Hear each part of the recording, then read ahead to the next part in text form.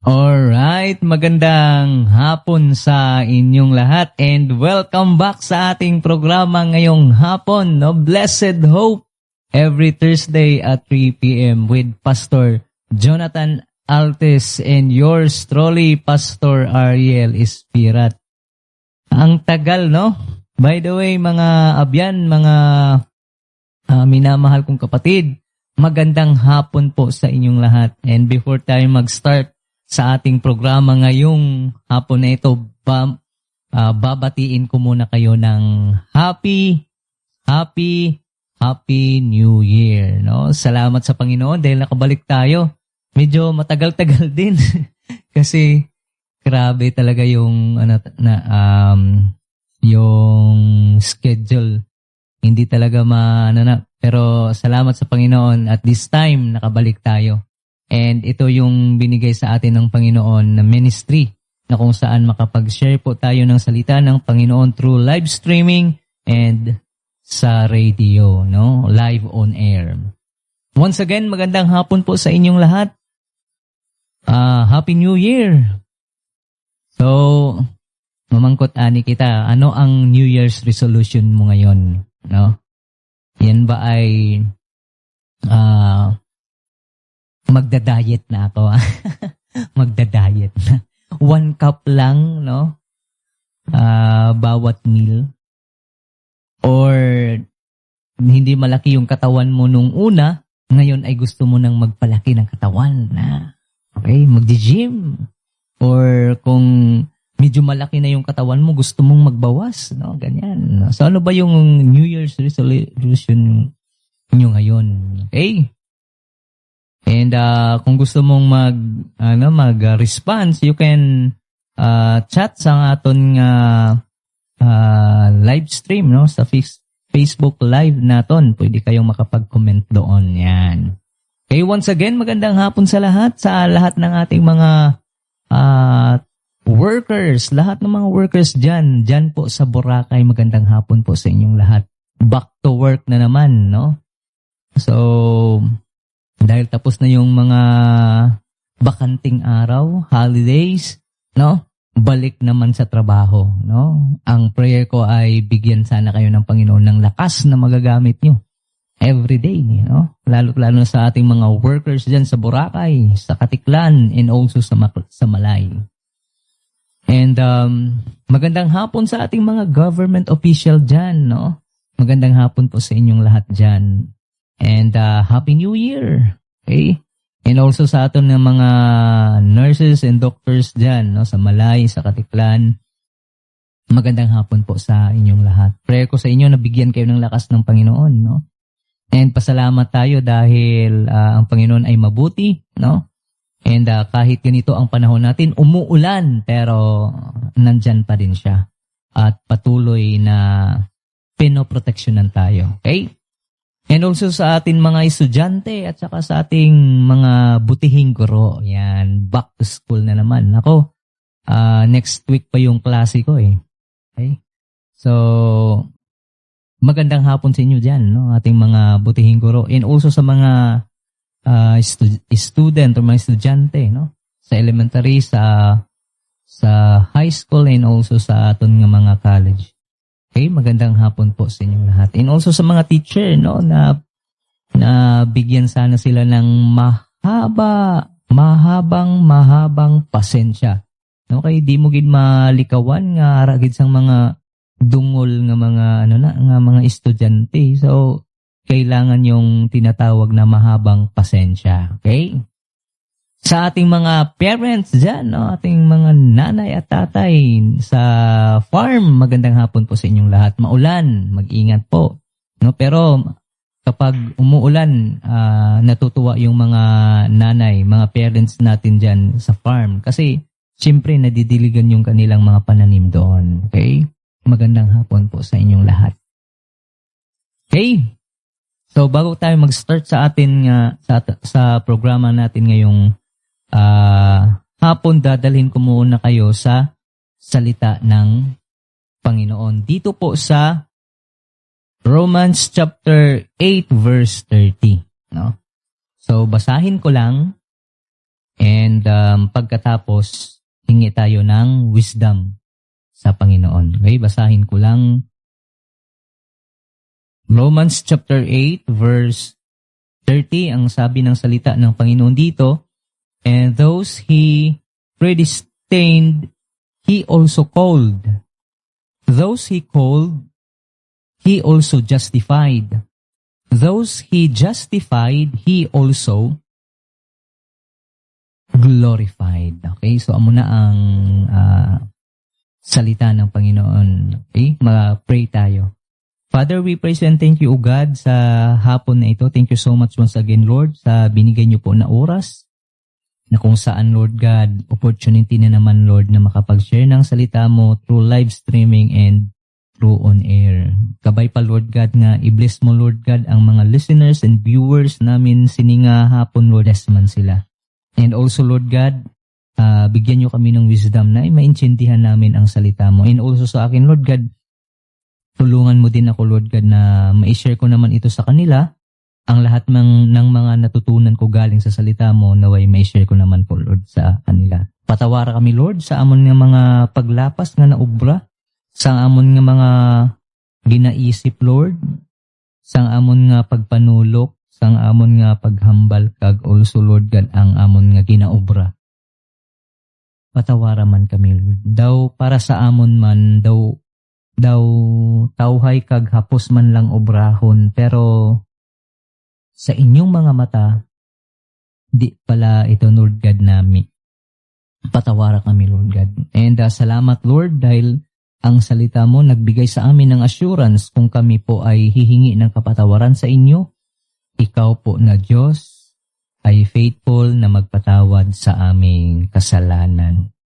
Kaya, Lord, salamat sa mercy and also sa love, Lord God, na binigay nyo. And tani, Lord, hindi kami makalimot na ikaw na Diyos ay just God. Galit ka sa mali, galit ka sa kasalanan. Kaya, hindi lang ikaw puro love, nandyan ka, Lord, na tumutulong din sa amin na i-correct yung aming mga pagkakamali. Lord Jesus, sa aming pagpapatuloy, i-bless mo po ang programang ito. I-bless nyo po, Lord God, ang station na ito.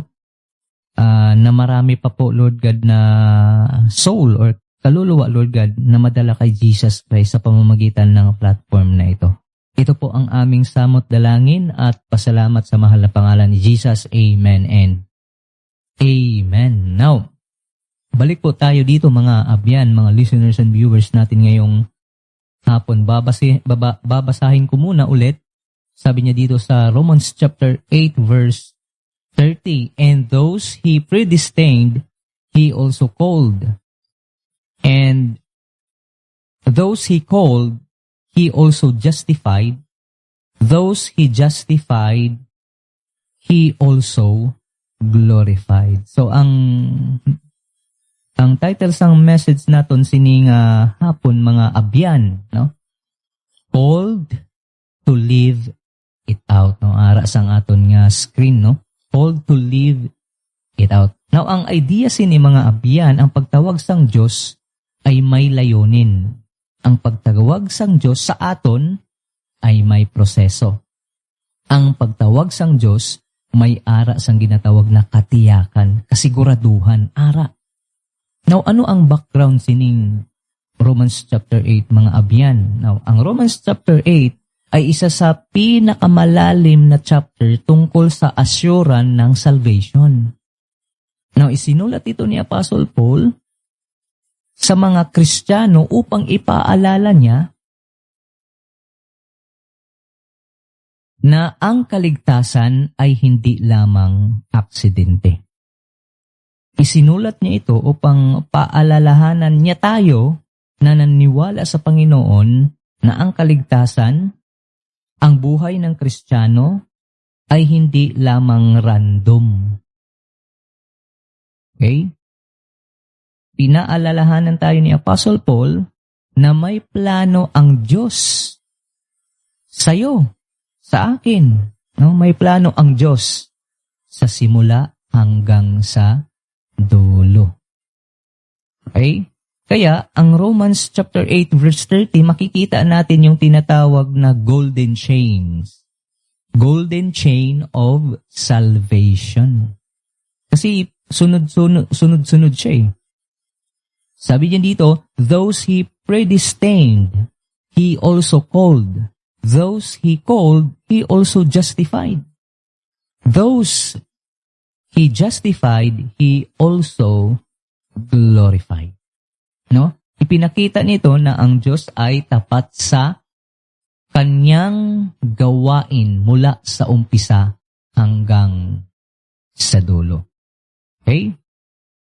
Now, maraming nagtatanong na ano ba ang purpose ko sa buhay? Maraming mga taong nagtatanong kung ano ba ang plano ng Diyos sa buhay ko. Okay? Maraming nagtatanong na para bang wala akong direksyon. Alam nyo mga abyan, mga listeners and viewers natin ngayong hapon, ang sagot niyan ay nasa Biblia. Okay? Hindi ka lang nabubuhay dito sa mundo. Ikaw ay tinatawag ng Diyos. Okay? Tinatawag tayo ng Panginoon. So kung tatawagin ka, dapat merong response. Okay? Hindi kagaya ng mga unga, di ba? Kapag tinatawag mo, nako, lalo't-lalo na kung may nakafocus ang mata sa cellphone, nako, pagtatawagin mo, ang tagal mag-response. Okay?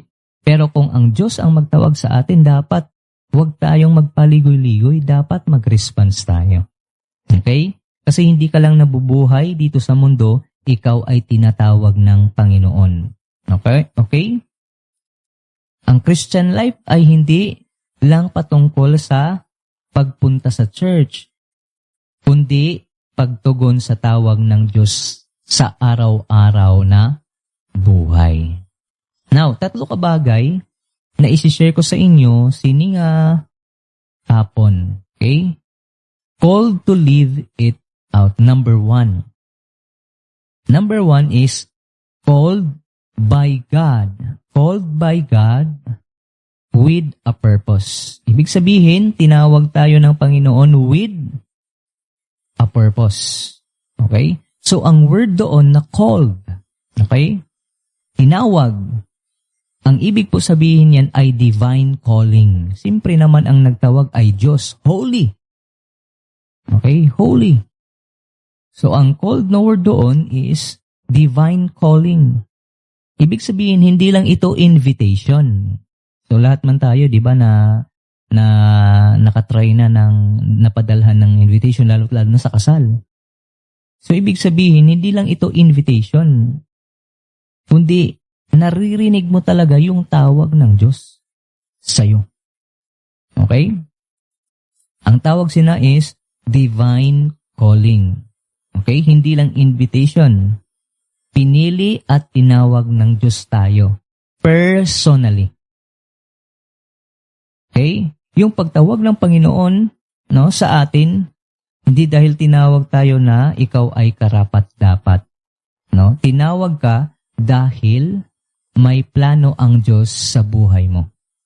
So, iyan po. No? Called by God with a purpose. Now, kung titingnan mo, example natin sa Bible, walang iba kundi si Moses. Tinawag siya ng Panginoon kahit meron siyang kahinaan. Ano ang kahinaan ni Moses?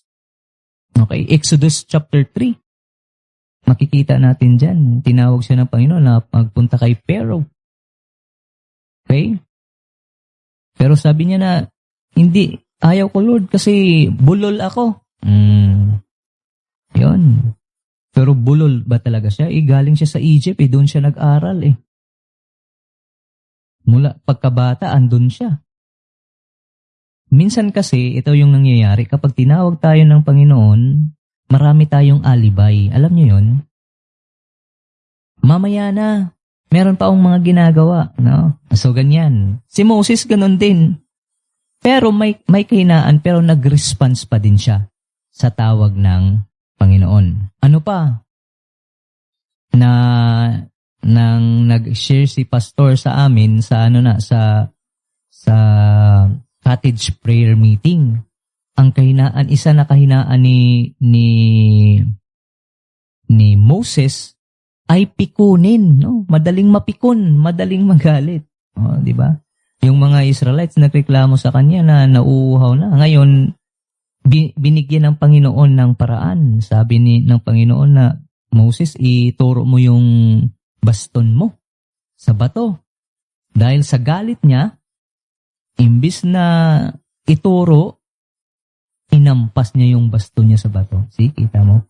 Kaya yan ang mga rason na hindi siya nakapasok sa Promised Land. Nakita lang niya yung Promised Land pero hindi talaga siya nakapasok.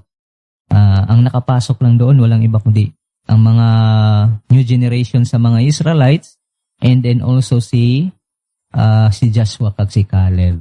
Pero, si Moses, tinawag, ginamit din ng Panginoon. Another, si David.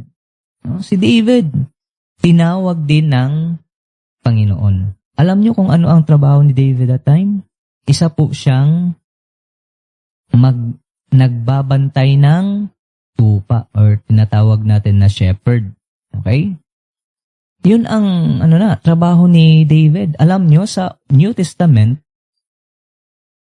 ang una na pinaabot ng Panginoon yung salvation, yung balita, sa mga shepherd. Hindi sa mga, alam nyo, ang mga shepherd that time, yan po ay mga tinatawag na low profile. No? So, para sa kanila, mga Jews, para sa kanila, na itong mga shepherd na ito, mga higpo. No? Kaya, hindi nila pinapayagan lalo't lalo na kung magpunta sa templo. Sinasabihan lang nito nila na huwag kayong pumasok. No? Or tinatawag ini sila ng mga outcast. Pero kita mo, sila pa yung unang nakarinig ng balita patungkol sa kaligtasan na ibibigay ng Panginoon. Kita mo, outcast. Si David, ganyan yung trabaho niya. Tagabantay ng tupa. Hindi pinapansin.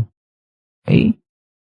Pero anong nangyari? Tinawag ng Panginoon. So alam naman natin yung story ni David at ni Goliath. Yung hindi pa pinapansin, hindi importante, yun pang ginamit ng Panginoon. Kaya ganyan. Kapag tinawag tayo ng Diyos, mga abyan. Okay? Kung tinawag tayo ng Panginoon, huwag na tayong magpaligoy-ligoy pa. Okay? Huwag na tayong magpaligoy-ligoy pa. Mag-response agad tayo. Okay? Na ito, is illustration ko lang. Okay? Back to school na naman. Okay? Kung titingnan mo, ang mga teacher, pag magtawag yan sila ng pangalan, hindi po yan random. Di ba? Paano sila magtatawag? Yung mga yung mga teacher natin, lalo't lalo na, siyempre ako, siyempre, nag-aaral tayo dati sa elementary. Paano sila magtatawag ng pangalan? Random ba? Hindi. Di ba? Alphabetical. Hindi random. Ibig sabihin, ina-alphabetical niya kasi may intention siya kung bakit niya ito tinatawag alphabetically. Hindi ba? Kapag tinawag niya, like for example, Ambagan, example lang natin sa apelyido ha, Ambagan, letter A, Kapag hindi nag-response, ibig sabihin yan, absent. Intention niya yan na tinatawag niya. Ganon din ang Panginoon. Pag nagtawag siya sa atin, intention niya ito. Ang pagtawag niya sa atin, may purpose ito. Hindi lang ito invitation, kundi may gusto siyang ipaabot sa atin. Hindi man tayo manggaranon, hindi man tayo sikat, pero gagamitin tayo ng Panginoon sa simpleng paraan. For what? Para mag-glorify ang Diyos. Okay? So, ganyan po magtawag ang Diyos. May purpose po siya. Called by God with what? A purpose. Lahat po tayo tinatawag ng Panginoon. Hindi lang po pastor ang tinatawag ng Diyos. Pabayaan mo na, may mga pastor naman. May mga pastor naman dyan, sa kanila na yan, sila man ang tinawag ng Panginoon. No! Ikaw din tinatawag ka ng Panginoon para sa kanyang mga gawain. Okay? So ano ang lesson natin dito? Ang buhay mo ay may direksyon. Bakit? Dahil tinatawag ka ng Diyos. Okay? So ngayon, in application, ano ang gagawin natin? Tanungin natin ang Panginoon, Lord, saan mo ako gagamitin? Yan. Okay? Saan mo ako gagamitin? Like for example, sa trabaho, gagamitin ka ng Diyos dyan. Gamitin mo yung profesyon mo. Hindi ba? Kung ikaw ay engineer, like for example, gamitin mo yung profesyon mo. Ano ang gagamitin mo doon? Na makapag-share ka ng salita ng Panginoon. Like for example, dahil engineer ka. Sige. May mga tauhan ka naman dyan. Dalhin mo sa church. Susunod lang yan sila sa'yo. Di ba? Kung hindi ka naman engineer, worker ka lang, pwede ka naman makapag-share. Hindi naman, imposible yun kung wala kang magiging barkada dyan sa trabaho. Meron talaga yan. Pwede ka naman makapag-share doon. Yan. Okay? So, tanungin mo ang Diyos, Lord, saan mo ako gagamitin? Okay? Saan po ako banda maglilingkod na? Like for example, ikaw ay nasa government na trabaho. Gamitin mo.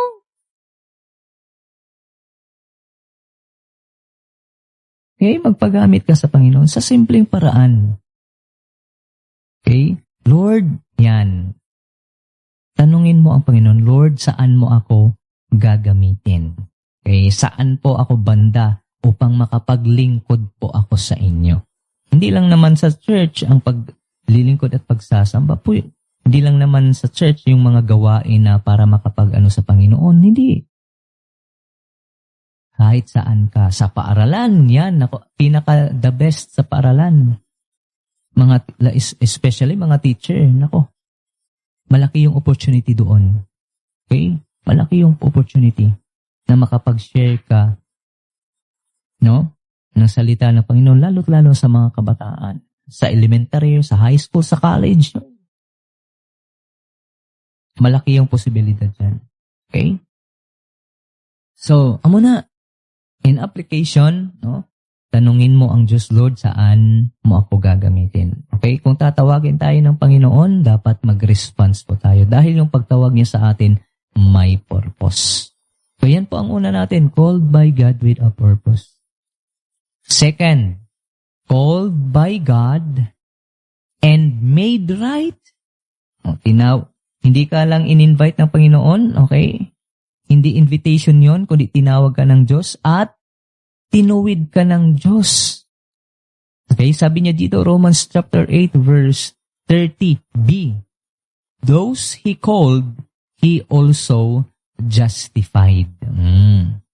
Ano po ba ang ibig sabihin ng justified? Ang justified po ay declared righteous. Okay? Hindi ibig sabihin na ang justified dito, declared righteous, hindi ka na magkakasala, kundi itinuwid ka ng Panginoon.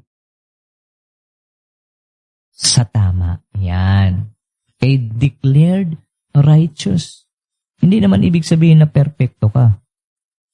Okay? Lahat po tayo ay nagkakasala. Especially ako. Ako, pastor ako, pero nagkakasala din ako. Pero, pasalamat sa iyo sa Panginoon dahil tinuwid tayo ng Diyos. Declared righteous. Okay?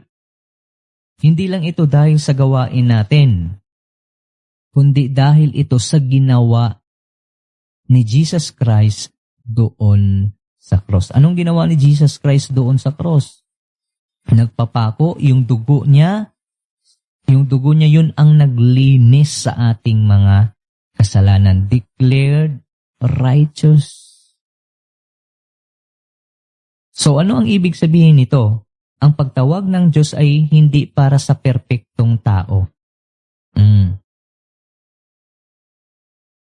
ang pagtawag ng Panginoon ay para pala ito sa mga pinatawad na tao. Yan. So, ang calling ay hindi para sa perfectong tao, kundi ang calling ng Panginoon ay para sa mga pinatawad.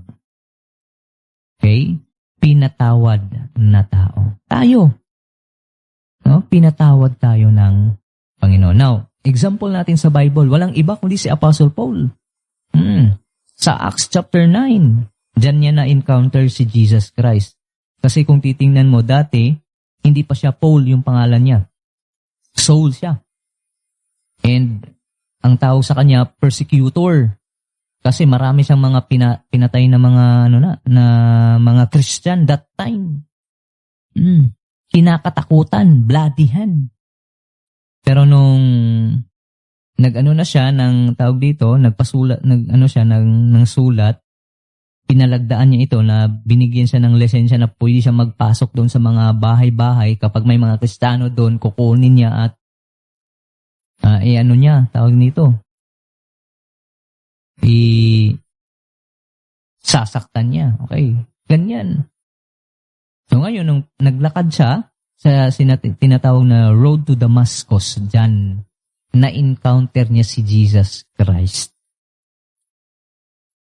That time nga na-encounter niya si Jesus Christ, doon na nag-start yung buhay niya. Dating persecutor at ngayon nagiging apostle. Yan.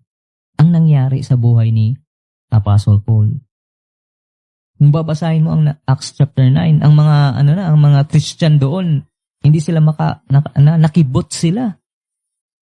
Makikipag-fellowship ito na itong taong ito kilala na na kriminal.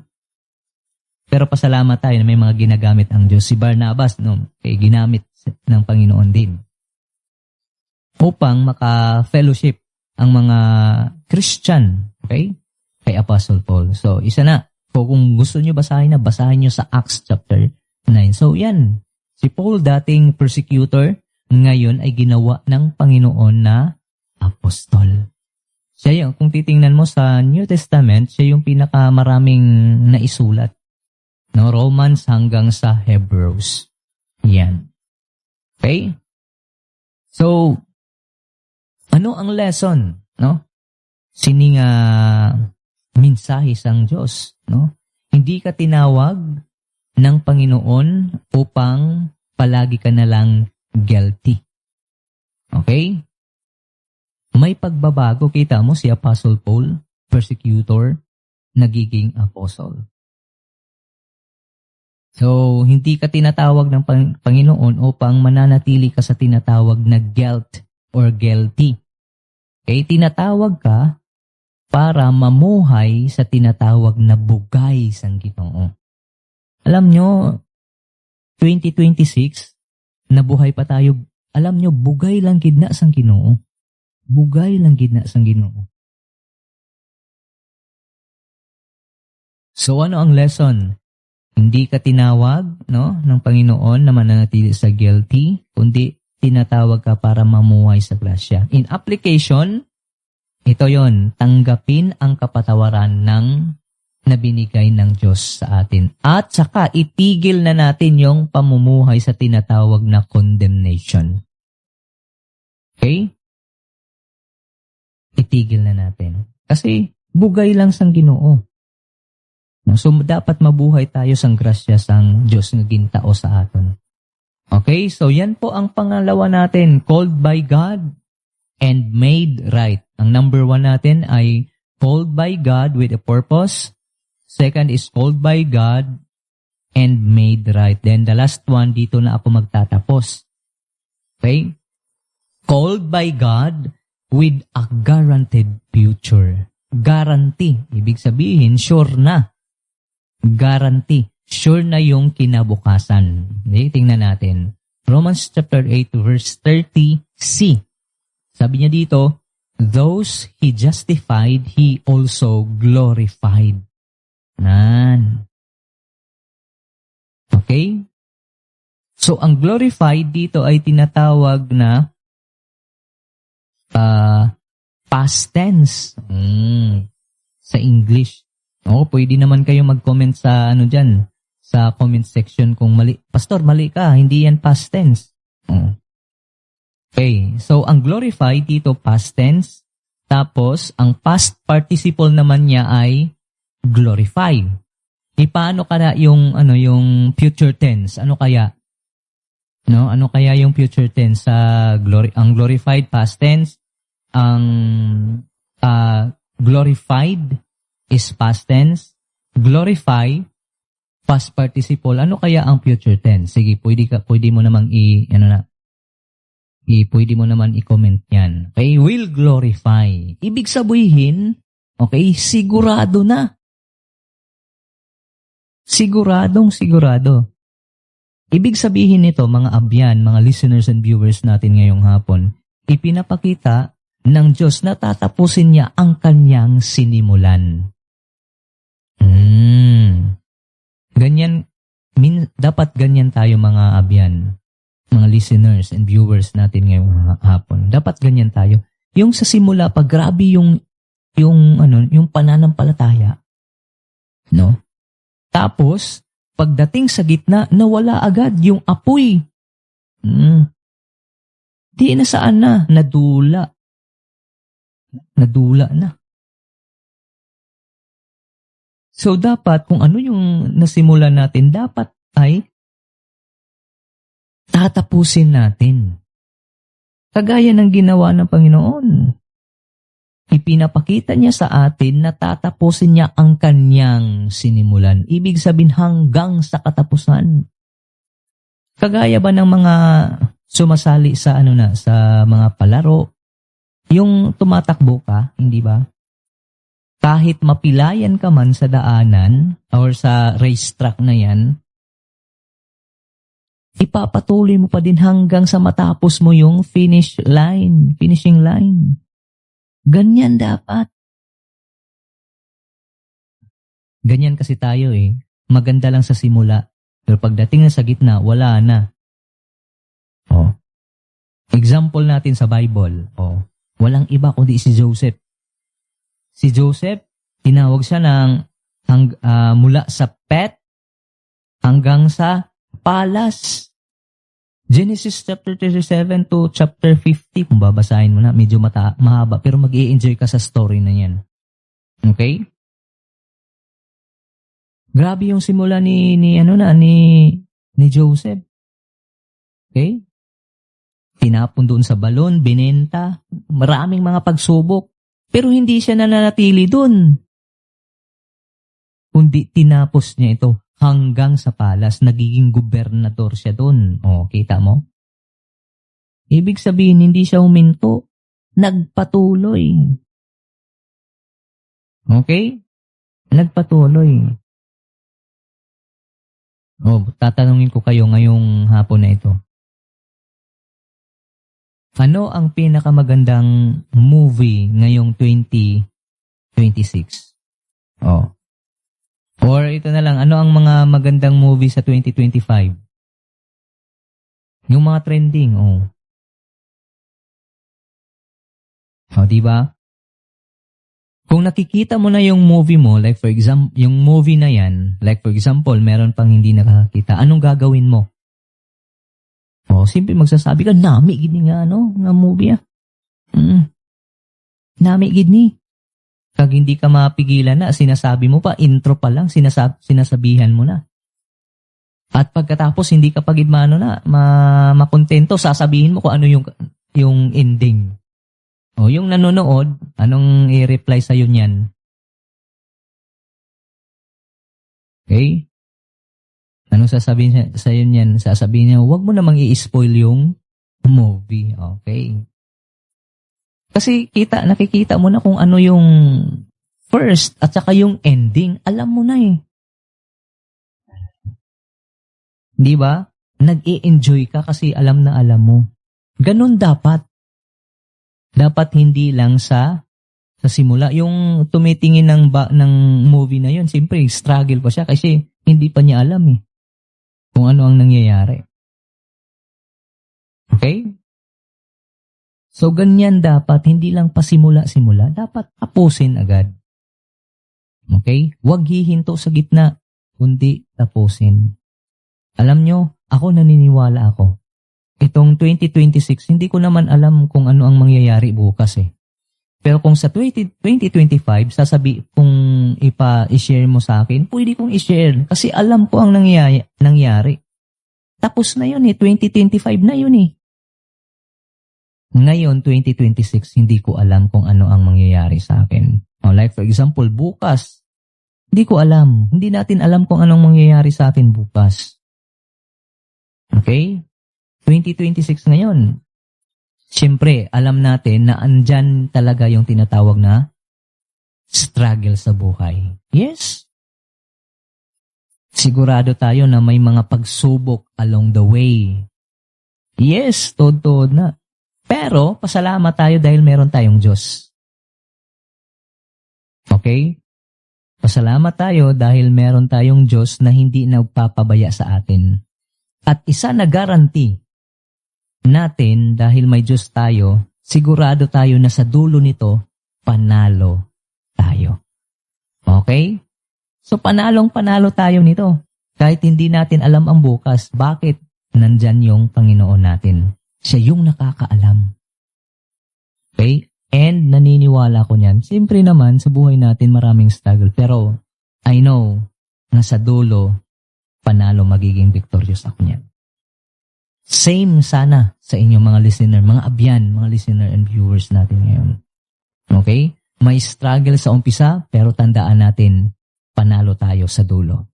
Bakit? Nandyan yung Panginoon, palaging gumagabay at nakabantay po sa atin. So ano ang lesson natin ngayong hapon mga abyan? Okay? Ang tawag ng Diyos sa atin ay may patutunguhan. Okay? Ang tawag ng Diyos sa atin ay may patutunguhan. So in application, huwag sumuko sa gitna. Yung sinabi ko kanina. No? Huwag sumuko sa gitna. Magpatuloy tayo. Okay? Magpatuloy tayo. And also, magtiwala sa plano ng Diyos. Okay? So yan po ang application natin. Huwag sumuko sa gitna. Magpatuloy tayo. Okay? And then, magtiwala sa plano ng Diyos. Okay, mga abyan, mga listeners and viewers, siningahapon, tayo po ay tinawag ng Diyos. Tinawag tayo ng Diyos ng may layunin sa buhay. Okay? May layunin, may bugay sang Ginoo. Okay? May bugay sang Diyos. Kag may ara sang paglaom naton. Blessed hope, no? May pag-asa sa ating kinabukasan. Okay? So, hindi ka lang tinatawag ng Panginoon, okay? Para magpunta sa church. Okay? Hindi ka lang tinatawag ng Panginoon na magpunta lang sa church. Kundi, tinawag ka ng Diyos, called to live it out. Now, ang response ni nga hapon, mga abyan, kung magtawag ang Panginoon sa iyo, ano ang response mo? Ano ang response? Okay? Kung tatawagin ka ng Diyos, tutugunan mo ba? Okay? Mamumuhay ka ba ayon sa tawag ng Panginoon? Handa ka na bang isuko ang buhay mo para sa Kanya? Okay, again, dapat ang tanong natin sa Panginoon, no? Lord, andito ako. Gamitin mo ako. Okay? Gamitin mo ako kahit saan. Gamitin mo ako upang makapagbigay sa iyo ng kaluwalhatian. Para mag-glorify mo ang Diyos. So, yan po ang response. Andito lang po ako, Lord. Gamitin niyo po ako sa simple na paraan. Okay, mga abyan. So, dyan po nagtatapos ang message natin sini nga hapon. Okay, balikan ko lang, no? Called to live it out. Number 1, called by God with a purpose. May purpose ang Panginoon sa pagtawag sa iyo. Hindi invitation, ha? Pangalawa, called by God and made right. Okay? Tinuwid tayo ng Panginoon. Hindi po ibig sabihin na perfecto ka, ha? Perfecto tayo, kundi itinuwid tayo ng Panginoon. Pangatlo, called by God with a guaranteed future. Sigurado na. May struggle sa unahan, sa start, sa gitna, pero alam natin na sa dulo, may panalo. Bakit? Nandyan ang Panginoon nakabantay, nakaprotect sa atin. Naway sana mga abyan, mga listeners and viewers, sininga hapon, ang salita ng Panginoon, siya yung nagtatouch sa mga bawat tagipusoon nyo. Okay?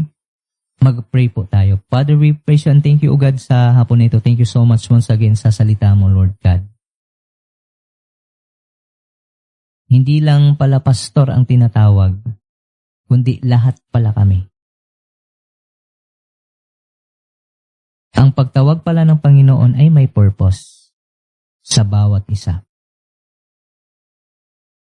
Kaya sana, Lord, ang response sininga hapon, lalo't lalo na, Lord God, sa mga listeners, viewers, sa mga utod namon, Lord God, mga minamahal na kapatid, abyan, tani nga mag-response man sila sini, Lord God, nga hangkat sang imo nga pulong, Lord.